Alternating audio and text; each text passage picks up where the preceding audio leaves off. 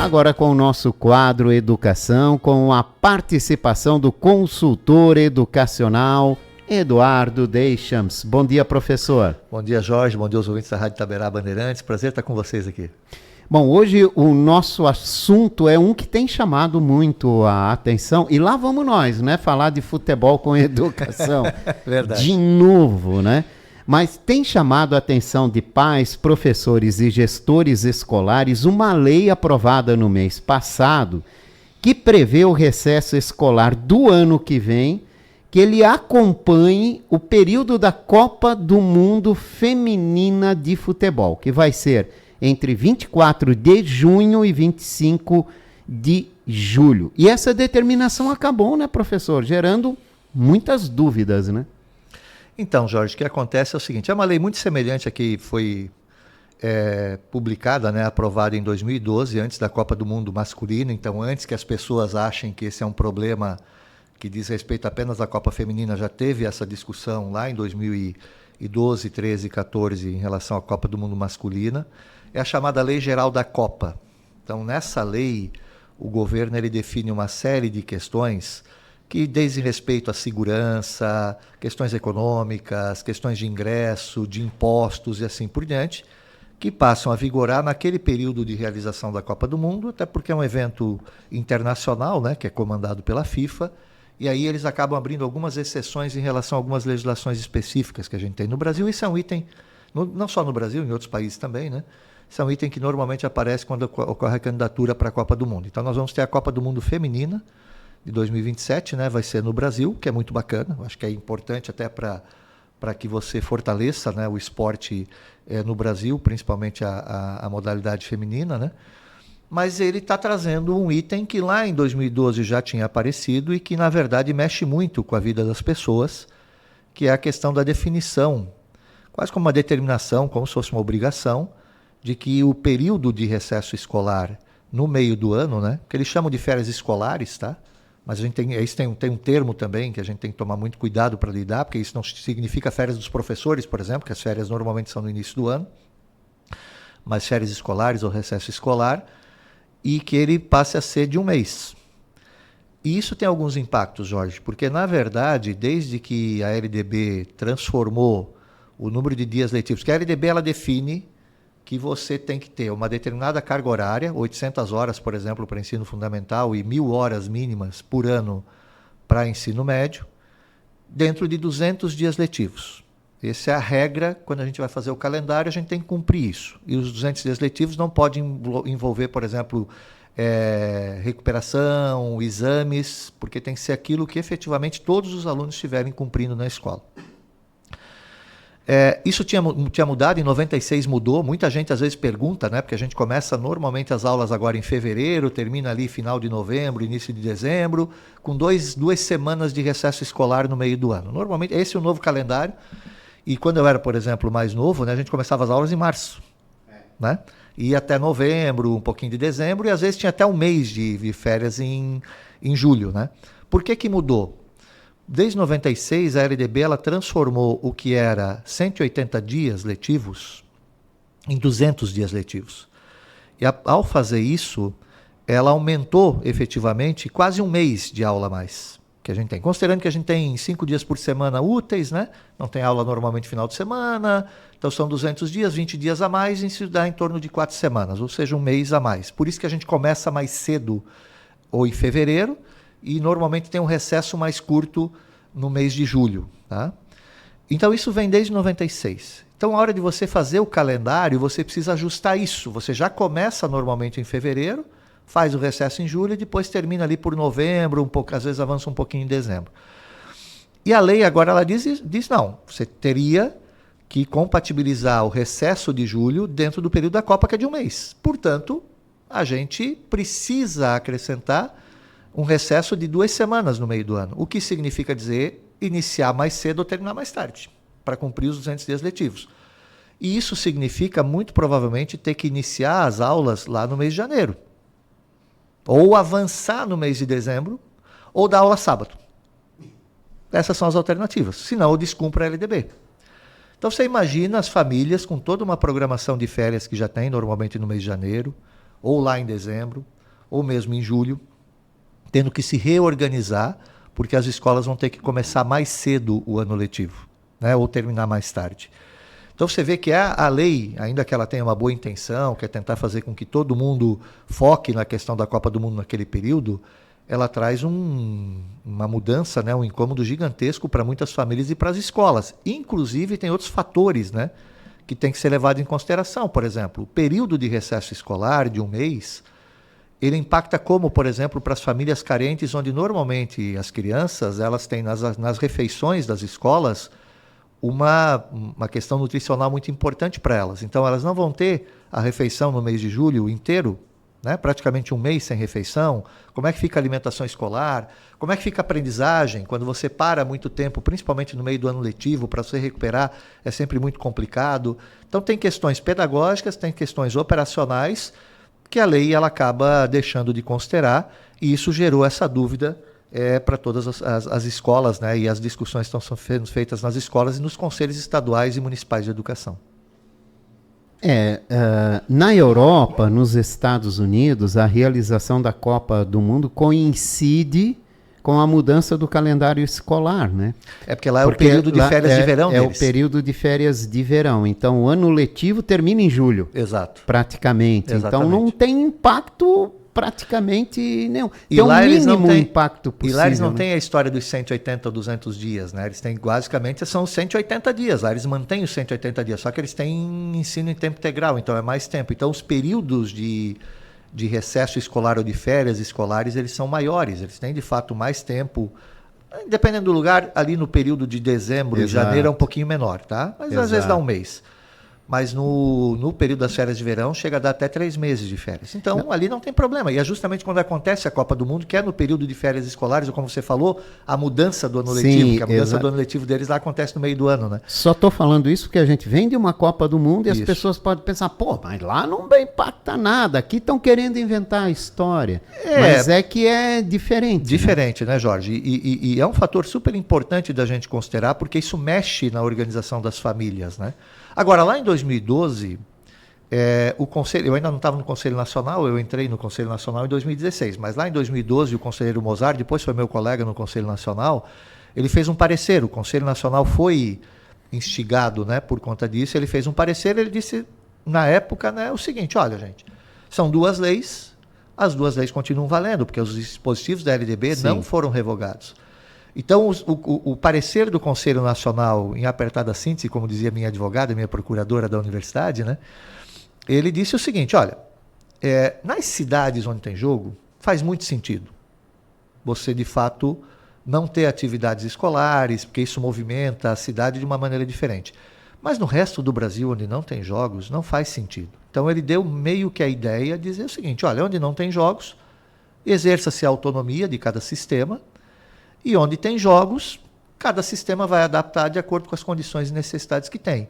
Então, lá atrás já teve essa manifestação do Conselho Nacional de Educação. Agora, como é uma nova lei, apesar de ter os mesmos dispositivos da lei anterior, o Conselho Nacional ele já foi solicitado um parecer do Conselho Nacional pelo Fórum Nacional dos Conselhos Estaduais de Educação, o FONSED. Então, o CNE deve se manifestar agora no mês de agosto, mas já existem conselhos estaduais se manifestando também, porque a gente tem o que a gente chama de sistemas de ensino no Brasil. Então, a educação brasileira ela não é uma educação única. Você tem o sistema federal, os sistemas estaduais e os sistemas municipais. Cada um cuida ali de um conjunto, tanto de escolas estaduais, de escolas privadas, assim por diante. Então, o sistema estadual ele tem que se manifestar, ele se manifesta pelo Conselho Estadual de Educação. O Conselho Estadual de Educação do Rio de Janeiro já se manifestou, foi o primeiro. Ele já disse claramente de que é a autonomia das escolas e de cada município, né, e do próprio Estado definir o calendário como quiser, sem necessariamente precisar seguir a risco que está disposto na Lei Geral da Copa. Até onde eu sei, o Conselho Estadual de Santa Catarina, ele fez uma reunião essa semana, só não publicaram ainda, então faltam ainda as revisões, mas a ideia do Conselho Estadual de Educação, dos debates, onde eu soube, é seguir uma linha muito parecida com essa linha lá do parecer de 2012, né, da ideia do Conselho Nacional, da ideia da autonomia de cada sistema, de cada escola para poder se organizar. Mas, de fato, a elaboração do calendário escolar é uma coisa bastante complexa e a gente tende agora a ter essa possibilidade das escolas se organizarem de acordo com a realidade de cada região. Esse calendário tem que ser elaborado com antecedência, nós já estamos em julho, né? E até quando? Tem um prazo para uma definição sobre isso? Então, na verdade, lá em 2012, que a lei sai em 2012, então quase 2 anos antes da Copa do Mundo, então teve mais tempo de adaptação. Agora, de fato, foi mais rápido, né? Então, acredito que agora, no mês de agosto, tudo isso já deva estar definido. Até onde eu sei, o Conselho de Santa Catarina já aprovou o parecer, só falta agora homologar pela Secretaria de Educação, então vamos aguardar para ver qual é a homologação final, né? Sempre pode ter ajustes no caso dele. Até porque é importante. Eu sempre falo que o ano letivo do ano seguinte, ele começa quando começam as aulas do ano letivo corrente. Então, por exemplo, mês de fevereiro desse ano, começaram as aulas aqui. Tá? Eu já tenho que começar a pensar no ano letivo seguinte, porque tudo que eu precisava pensar para esse ano já foi pensado. Já foi. Então, o que acontece agora é que, a partir de agosto, eu faço um planejamento inicial. E a partir de agosto eu começo a botar a máquina para rodar. O que eu preciso definir para o ano letivo? Tá? Preciso definir o currículo. Eu preciso definir a estrutura das escolas. Porque eu vou ter que definir quantas vagas vou ter em cada escola, né? Quantas salas de aula, quantos lugares para cada etapa de educação. Eu preciso definir os professores que eu vou contratar. Eu preciso fechar a questão das matrículas. Eu tenho que lançar as matrículas. Né? E para isso eu preciso saber se a minha escola vai ter condição de atender quantos alunos, né? Eu preciso começar a pensar como vai ser a alimentação escolar. Eu preciso pensar como é que vai ser o transporte escolar. O transporte escolar ele é feito numa parceria, normalmente. Ele é operado pelos municípios, mas as escolas estaduais, uma parceria que o Estado tem com os municípios, também utiliza esse transporte escolar. Então, eu preciso que o calendário do município e o calendário do Estado, das escolas estaduais, eles sejam semelhantes. Né? Senão eu vou ter problema de transporte. Se o Estado começar antes e o município depois, quem faz o transporte? Exato. Tá? E a gente teve muito desse problema já. Bastante. De não ser um calendário único. Então, quando eu estava na secretaria, inclusive quem trabalhava muito para mim em relação a isso era a diretoria de articulação com os municípios, com Osmar Matiola, que foi secretário de Educação aqui de Blumenau, e ele foi depois diretor comigo lá. A gente fazia reuniões constantes com o DIME, com os municípios, para tentar fazer um calendário único. Tanto que lá em 2014 a gente fez isso. A gente fez um calendário que não eliminava os dias letivos no período da Copa do Mundo, a não ser naquele período de recesso escolar que era tradicional. E nos dias de Jogos do Brasil, aí sim, naquele dia você eventualmente tinha um calendário diferenciado. A gente sempre sentou com os municípios para organizar esse calendário por causa disso. E a gente não era monolítico no calendário da rede estadual. A gente normalmente tentava alinhar, orientava as regionais. A gente só dizia, tem que cumprir 200 dias letivos e 800 horas. E pedia para que cada regional alinhasse com os municípios locais. Por quê? Porque eu tenho os feriados locais. Por exemplo, em Blumenau, dia 2 de setembro é feriado. Em Florianópolis não é. Mas Florianópolis tem outro feriado, que Blumenau eventualmente não tem. Então, o calendário ele tem que ser sempre compatibilizado das escolas estaduais com as escolas municipais para evitar problema de transporte e o problema para as famílias também locais, né? E os feriados que você tem e as questões que são locais ali para se organizar. Até porque muitas famílias têm, por exemplo, e isso a gente tem em alguns municípios, o ensino fundamental dado pelos municípios e o ensino médio pelo Estado. E tem família que tem filho na escola municipal, no fundamental, Sim, e filho na escola estadual, no ensino médio. Então também tem a compatibilização para as famílias, né, desse calendário. Por isso que é tão complexo e o planejamento tem que começar logo. Agora, o próprio Conselho Estadual de Santa Catarina já está se manifestando antes do Conselho Nacional, ele tem autonomia para isso, tá? É importante registrar, porque já existe um pedido das próprias escolas privadas que elas precisam começar a lançar os seus períodos de matrícula já dizendo como é que quando as aulas vão começar e como a coisa vai acontecer. Por que não é possível coincidir o calendário único, né? Por exemplo, entre escolas da rede estadual, da rede municipal e da rede particular? A gente sempre tenta fazer. Normalmente os calendários são muito parecidos, né, Jorge? O que a gente não consegue, às vezes, é criar um calendário único para o estado todo. Nos municípios, eventualmente é possível fazer a negociação e isso acontecer. E a gente tinha um grau de alinhamento muito alto. Eventualmente, em um outro lugar era mais complexo, porque em alguns casos, até a gente discutia com alguns municípios, a interpretação que eles davam para a história dos 200 dias letivos e da carga horária era diferente da interpretação do Estado. Porque ali você tem uma coisa, por exemplo, ali tem uma determinação que são 200 dias de efetivo trabalho escolar. Aí tem redes que tem o chamado dia do Conselho de Classe, que não tem aula. Isso é dia de efetivo trabalho escolar, para o professor para o aluno não é. Entendeu? Você tem os períodos de recuperação. Isso é dia de efetivo trabalho escolar ou não é? De exames, isso é dia de efetivo trabalho escolar ou não é? Então, a interpretação que o Estado deu, pelo menos na época que eu estava como secretário, sempre foi de que dia de efetivo trabalho escolar é quando eu tenho todos os alunos na escola. Tá? Então, eu tenho que dar 200 dias letivos para todos os alunos. Ah, mas tem aluno que vai fazer recuperação. Aí é adicional, mas o mínimo de 200 é para todos. E essa era a interpretação que estava. Alguns municípios interpretavam diferente isso. E aí é que vocês, às vezes, tinham que negociar muito para poder fazer essa compatibilização. Né? Em relação ao Estado, ou seja, ter um calendário único para o Estado, aí a gente tem as peculiaridades regionais, que a própria LDB prevê. Por exemplo, quando eu estava na secretaria, era muito comum. Municípios do litoral queriam começar as aulas depois do Carnaval. Porque até o Carnaval... muito movimento. Muito movimento e a economia toda focada. Exato. Entendeu? Então você imagina, a gente percebe aqui em Blumenau, né? Você percebe muito claramente que quando tem férias escolares, o trânsito fica uma beleza, não fica? A gente, né, no começo da manhã... vê agora, né? Exatamente, transita muito mais rápido. Exatamente, tá? Quando começam as aulas, cara, desculpa, complicou trânsito, né? Complica um bocado de coisa.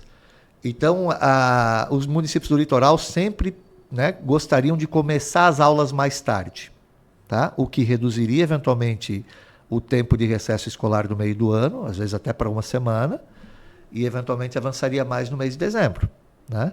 Então você tinha essa questão do litoral. Já na região do Planalto, principalmente a Serra Catarinense, como é muito frio lá, no mês de julho, muito frio mesmo, a gente não está falando de pouco frio, é muito frio, às vezes até com neve, né? Ali sempre tinha um pedido da gente ter um recesso escolar maior no meio do ano, e não no começo do ano. Porque aí você tinha outro modelo. Então a gente sempre procurou compatibilizar caso a caso. Nem sempre era possível, por isso que às vezes acontecia esse descasamento sobre transporte, mas sempre procurou fazer esse tipo de casamento. A rede privada opera de maneira diferente. A rede privada já é outro modelo, mas normalmente eles acabam seguindo calendários muito parecidos, até porque não tem muita margem de manobra, tá? Calendários muito parecidos com os calendários das redes públicas. Né? E o senhor acha que é possível fazer adaptações diferenciadas num calendário? Em cima disso o senhor está falando, né? Tem regiões que são do jeito, agora só pega o Brasil inteiro, né? Para a gente ver como tem regiões diferenciadas. Seria possível adaptar ou o calendário único, focado aqui em Santa Catarina, por exemplo, é o melhor caminho? Não, acho que o melhor caminho é a adaptação regional. Quase que local. Tipo, o litoral começa lá em março, depois do Carnaval. Exatamente. Tira as férias do meio do ano e toca direto. Eu não tiraria todas. Eu acho que é importante ter aquele período. A gente tinha dados, sabe, Jorge, muito claros, de que principalmente quando a gente tinha greve. Quando a gente tem greve no começo do ano, você tem que recuperar esses dias em algum momento. Aí o período do recesso escolar do meio do ano ia por espaço. Sim. O que acontece no segundo semestre? Mais licença de professores, porque eles entram em burnout, né, em cansaço.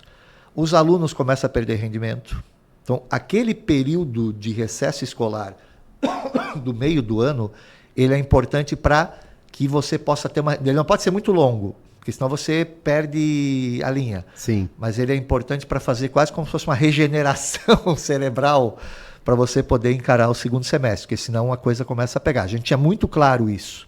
E quando você tinha recessos mais curtos no meio do ano, você tinha mais licenças e menos desempenho dos estudantes no segundo semestre. E isso impacta na educação, professor? Muito, na aprendizagem. Impacta? Tem dois impactos. Tipo assim, no litoral, começar a aula calendário um pouquinho mais para frente, pode impactar? Pode. Porque a gente tem outro ensinamento? A gente tem outro... São duas coisas que você tem que ver. Você não pode nem seguir direto, porque você tem que ter aquele período de recuperação, das pessoas descansarem um pouco. E você também não pode deixar muito tempo parado.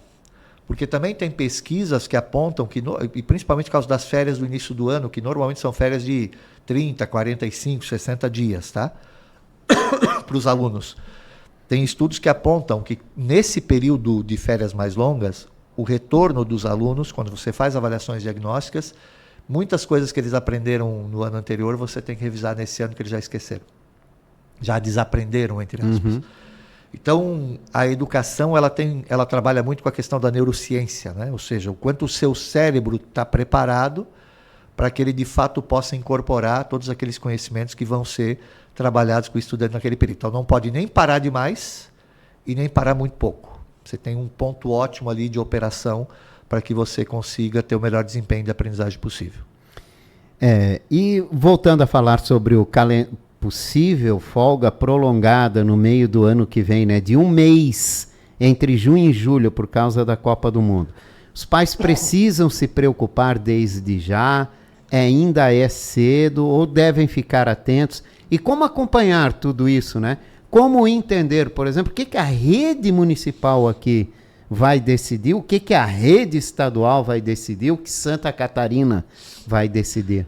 Olha, Jorge, o que eu tive de informação já é de que, na verdade, já existe um debate dentro das escolas acerca disso. Muitas pessoas perguntando sobre isso, as escolas perguntando para as secretarias e as secretarias buscando os órgãos normativos, que é o caso dos conselhos. Então, o próprio Conselho Estadual de Educação já está se manifestando, deve publicar em breve qual é a sua posição, muito na linha da autonomia, para que as escolas possam se organizar e tranquilizar os pais sobre isso. É óbvio, eu diria assim, do ponto de vista dos pais ainda é cedo, porque óbvio que alguns já estão começando a planejar o ano que vem, começam a planejar férias, mas normalmente ainda tem um tempo para isso, né? Agora, certamente, o quanto antes nós tivermos definição disso, melhor, e os pais podem acompanhar exatamente como a gente está fazendo agora, né? Lembra que eu falei na última entrevista, 2 semanas atrás? Na próxima vez talvez a gente vai ter que entrar nesse assunto, que esse é um assunto que interessa muito às famílias, né? E está pegando exatamente o período onde as regulamentações estão acontecendo. É importante os pais fazerem esse acompanhamento, é importante as manifestações das pessoas sobre esse tema, até porque isso precisa chegar nos conselhos, nos órgãos normativos, para que eles possam se posicionar, olhando principalmente o interesse da maioria das pessoas, né? Eu acho que, eu não vou dizer que tenha sido descuido do Congresso Nacional aprovar a lei. Como era o mesmo dispositivo do ano anterior, talvez eles acabaram não olhando para isso de maneira mais detida e quais são as consequências que você tem. Eu queria trazer uma consequência adicional, Jorge, de uma mudança dessa que muitas vezes as pessoas não se dão conta. É o Enem. São os vestibulares. Eles acontecem ali por novembro, dezembro. Você normalmente já tem que terminar o ano letivo mais cedo. Então, como é que fica a questão da aprendizagem perdendo essas 2 semanas ali, né, que você poderia ter de aprendizagem naquele período? Então, tem muitos pontos ali que jogam a desfavor da ideia de uma paralisação de um mês no meio do ano, tá? De novo, eu não estou aqui desconsiderando a importância do esporte, a importância da Copa do Mundo e assim por diante, mas os impactos que isso tem para a educação, para a aprendizagem, principalmente para o planejamento dos pais, ele é significativo. Professor, esse recesso do meio do ano, o senhor já disse aqui, por que ele é importante? Por que é importante ter esse recesso? O senhor já explicou por que em alguns casos a diferenciação de calendário também pode ser importante, né, nesse negócio. Mas essa lei, ela é uma lei que, se, por exemplo, a rede aqui em Santa Catarina for decidido adotar outra medida, está indo contra a lei, pode ter alguma penalidade, ou ela deixa brecha para cada um adotar o seu calendário? Então, é por isso que a manifestação dos órgãos normativos locais, que isso está na LDB, ele é importante. Então, assim, não é a escola sozinha definir como vai fazer.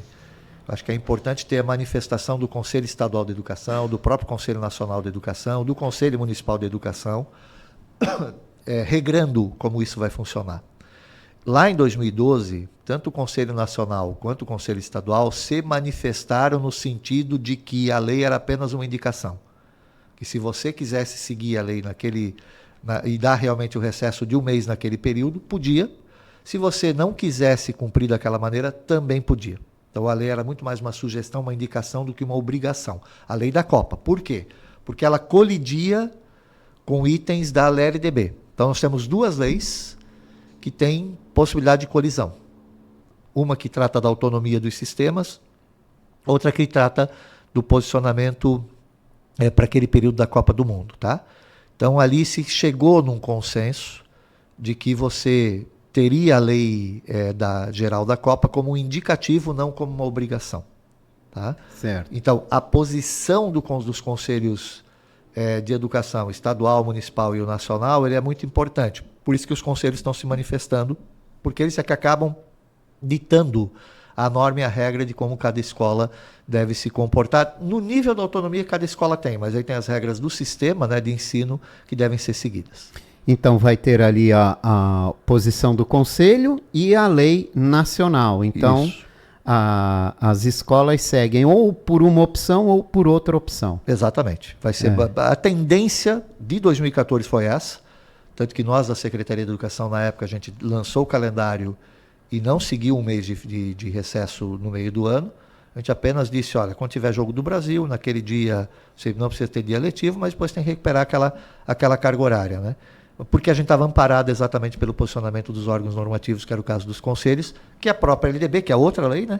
A própria LDB diz do caso da autonomia que cada um dos sistemas de ensino tem em relação a itens dessa natureza. Eduardo Deschamps, consultor educacional. Obrigado, professor, pela participação. Muito obrigado, Jorge. Aqui nesta manhã. Não temos representantes na Série A do Campeonato Catarinense no ano que vem, infelizmente, né? Beck e Metropolitano ficaram pelo caminho, foi para o Hercílio Luz, a nossa única vaga, primeira divisão do ano que vem do Campeonato Catarinense. Não fomos bem na Copa e agora tem o Brasileirão aí, né? Você quer falar de Brasileirão mesmo, Jorge? Não quero falar de nada, não quero nem saber de futebol. Mas, Jorge, eu acho assim, ó, importante, falando um pouquinho de futebol rapidamente aqui, né? Eu que tenho acompanhado muito, tenho ido lá, agora é Vila Esportiva, né? Não é mais SESI, né? Ainda que, você sabe que você acompanha muito futebol não é uma coisa que basta ter dinheiro para saber fazer futebol. Futebol é uma coisa muito complexa, você às vezes tem gestão de grupo, tem uma série de coisas que são fatores importantes. A única coisa que eu diria é que eu acho que hoje a gente está com o futebol de Blumenau ainda na Série B, uma situação muito melhor do que estávamos há 2 anos atrás. A gente está evoluindo nisso. Em algum momento a gente vai acertar esses ponteiros aí, a gente volta a ter essa condição. Agora é importante lembrar também, por exemplo, uma cidade que nem Joinville, que como Blumenau são potências econômicas do estado, né? Joinville está sem representante na Série A do Campeonato Catarinense. Também, né? Entendeu? Figueirense, caído. Joinville está exatamente na mesma condição que Blumenau hoje. O Joinville não está na Série D, não está na Série A do Catarinense. Então, assim, ó, o futebol está mudando. E eu acho que a gente precisa se estruturar para poder voltar. Ano que vem vai ser uma série bem interessante, com Figueirense, Joinville, Blumenau, Metropolitano. O bicho vai pegar. Vai ser melhor que a Série A. Obrigado, professor. Um grande abraço, Jorge. Um abraço. Aos ouvintes.